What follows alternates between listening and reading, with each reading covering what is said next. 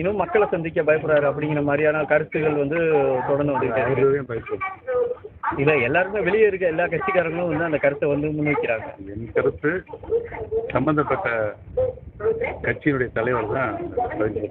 அதே மாதிரி இப்போ அதிமுக ஒருங்கிணைப்பு குழுவோட செயல்கள் எப்படி இருக்கு, எந்த மாதிரியான செயல்களுக்கு? எங்களை பொறுத்தவரை அனைத்து இந்திய அண்ணா முன்னேற்ற கழக தொண்டர்களின் உரிமையை பாதுகாக்கின்ற குழுவாக செயல்பட்டுக் கொண்டிருக்கின்ற எங்களுடைய கருத்து அனைத்து இந்திய அண்ணா முன்னேற்ற கழகம் இணைந்தால்தான் தமிழக மக்களுடைய கருத்தாக வெற்றி வர முடியும் வந்து இருக்கிறது. சார், அரசியல் கட்சிகள் இன்னைக்கு நடந்த கூட்டத்தில் விஜய் ஒரு வாக்குறுதி கொடுத்தாரு மக்களுக்கு. ஆளுக்கு ஒரு வீடு, ஒரு ஸ்கூட்ரு, வீட்டுக்கு ஒரு காரு, ஒரு பட்டதாரி, இதெல்லாம் நாங்கள் வந்தால் செய்வோம்னு சொல்லியிருக்காரு. அதை பற்றி உங்களுடைய கருத்து? அவருடைய கனவு நனவாகட்டும்.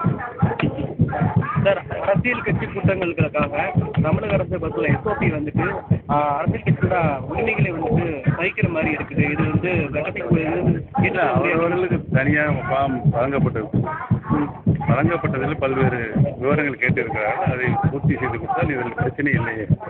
இன்னும் ஒரு முறை தேர்தல் நெருங்கின்ற தினத்தில் ஒரு வாய்ப்பாக புதிய வாக்காளர்களை சேர்ப்பதற்கும் அந்த தொகுதியில் இருக்கிற வாக்காளர்களை நீக்குவதற்கும் வாய்ப்பு இருக்கிறது.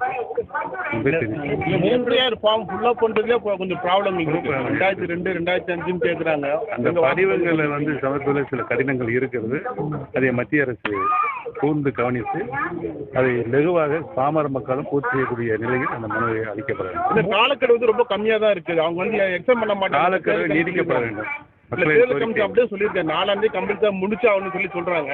இப்போ பார்த்தா 20% மேலே அவங்களுக்கு ஒன்றும் என்ட்ரி பண்ணவே இல்லை. இதை நீங்கள் எப்படி பார்க்குறீங்கன்னா? இல்லை, அது தவறான நடைமுறை. கால அவகாசம் தரப்பட வேண்டும் மக்களுக்கு. பீகார் தேர்தலுக்கு வந்து எஸ்ஏஆர் தான் வெற்றிக்கு காரணம் அப்படிங்கிற மாதிரி சொல்றாங்க. அதிமுக சீனிவாசன் சொல்லியிருக்காரு. அப்படியா? சீனிவாசன்னா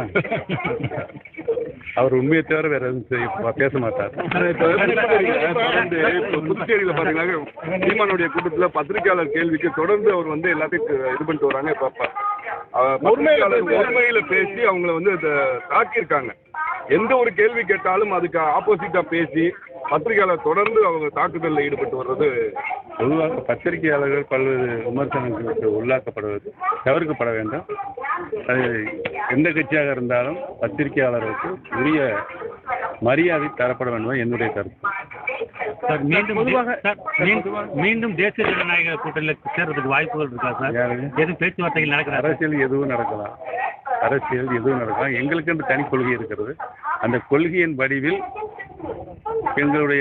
எங்களுக்கு வாய்ப்பு